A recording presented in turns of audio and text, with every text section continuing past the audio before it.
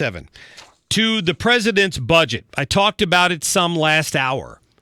I thought Mick Mulvaney did an outstanding job of addressing his comments to the American people this morning. I'm going to play one of these for you before I introduce my guest. This is Mulvaney explaining why if most of us, if we go out and borrow money, we understand that we're on the hook for it to repay it, right? If you don't, you default or you go into bankruptcy. If not, you might go to jail or you might get charged with, theft. And that's kind of the common sense approach this budget takes with the fact that we need to balance the budget and pay down our debt. Listen. If I take money from you and I have no intention of ever giving it back, that is not debt. That is theft. And if we're going to borrow money from people, we have to have a plan for how we're going to pay it back. And that's what this budget does. And that's one of the things that is new about this budget. Well, there you go. That's one of the things that's new about this budget. There's some other common sense things in it, I think, although it's going to take a lot of heat from the establishment and from the left in this country because it hits the third rail of politics in a lot of ways, even though it doesn't touch Social Security or Medicaid or Medicare for that matter. Romina Boccia is joining us right now from the Heritage Foundation, and she works there at the Thomas Rowe Institute for Economic Policy Studies. And I bring that up because when it comes to economic policy, budgets are right up their alley. Romina, thanks for joining us. Thank you for having me. Absolutely. So, initial reaction to this Trump budget, understanding that it's bound to undergo changes when it gets to Congress.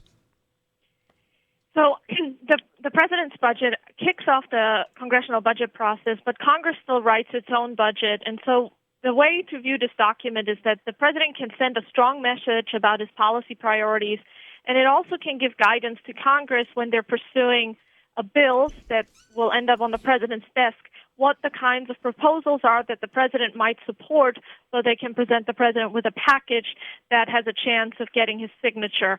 But the president's budget doesn't get enacted. Most of the time, it doesn't even get a vote in the Congress. When it does, it usually gets 0 votes because Congress does hold the primary responsibility for putting together the budget, appropriating funds for federal agencies, and the president plays a role in this process, but Congress still is in the driver's seat. But for many years under the Obama administration, we operated without a budget, didn't we? Yes, that's quite common, and the reason for that is that the 2/3 of federal spending are on autopilot. They have semi-permanent authorizations to spend funds regardless of the size of the deficit or the size of revenues. And then the other 1/3 of the budget, that's discretionary spending, that has been operated oftentimes on continuing resolutions or omnibuses, basically provisions where Congress just continued current policy going forward. So some argue that that was a budget, but like I said, this is just 1/3 of the overall federal budget.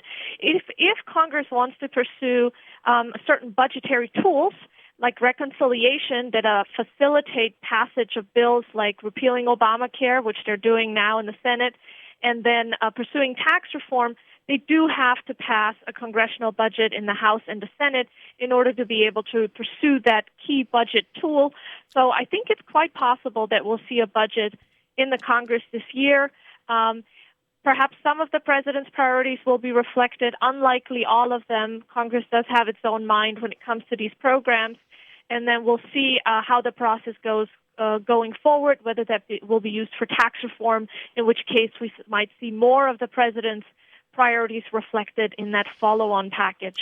What does it say about deficit reduction? I know the CBO probably hasn't had a chance to score it yet, but just looking at it, I mean, he wants more for military and defense spending. He wants cuts to entitlements, but he is asking for more for the Department of Homeland Security. Do we have any idea? Do we have a feel for that yet? So the Congressional Budget Office generally scores the president's budget about a month after it's been released. Okay. So right now we're working with the numbers from the Office of Management and Budget. According to their figures, the budget balances within 10 years with a minor surplus of $16 billion in fiscal year 2027.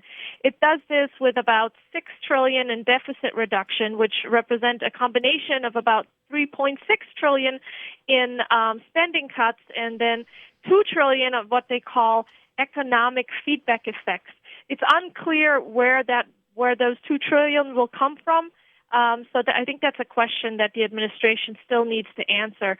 On the tax side, contrary to President Trump's previous suggestion that there will be a steep tax cut, they're still proposing marginal rate reductions, but overall revenues they're assuming will remain the same.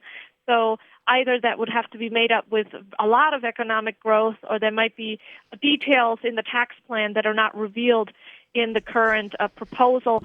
It's also possible that they just want to keep the door open to allow Congress to pursue this process on their own terms. So far, the tax reform bill introduced in the House has been revenue neutral, so this may be an indication by the president that he wants to work with the House to further this effort.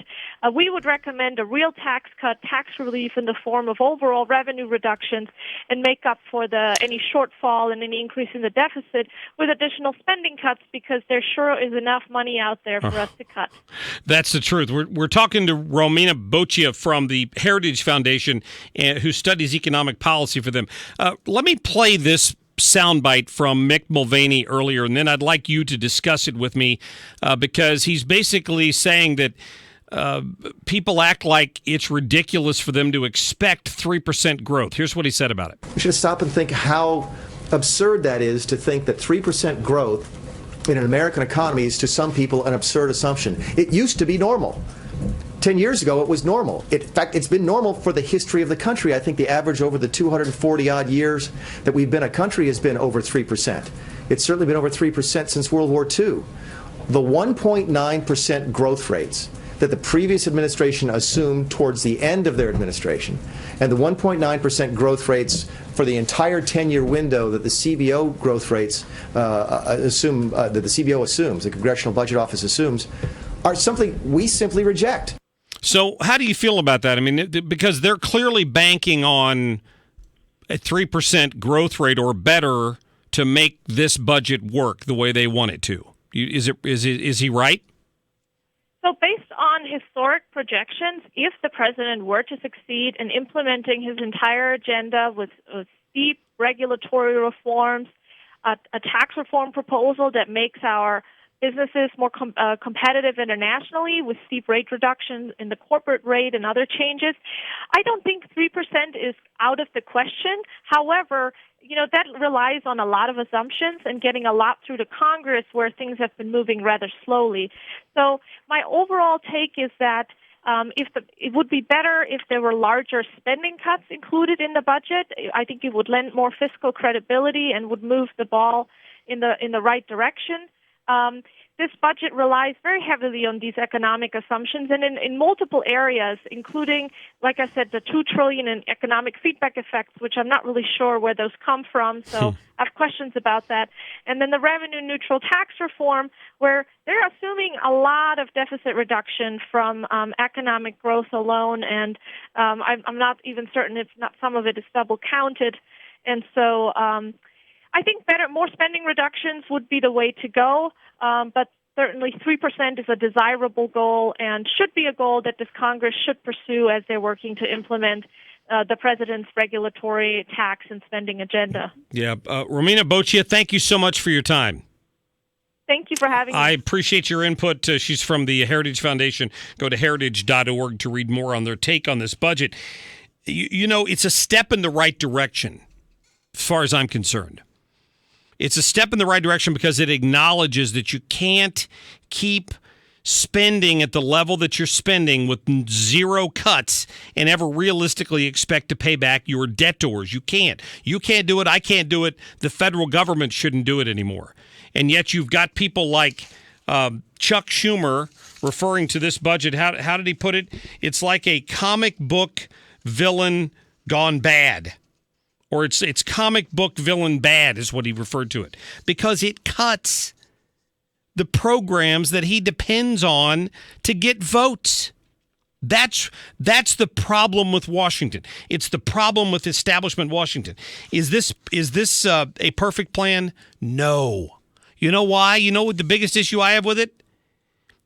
The president has written in a paid family leave program that's going to cost $1 billion or however much it costs. So I'm not in support of everything that's in here, but it's got more cuts included in it than any budget we've seen in my lifetime that I'm aware of. And that's got to be the start. Common sense has got to start somewhere with our budgeting procedure in this country. I'll get to your phone calls on it. I don't know if you've seen it, if you heard any of what Mulvaney had to say this morning, if you agree or disagree with me, call me at 314-969-9797, 866-455-9797. We'll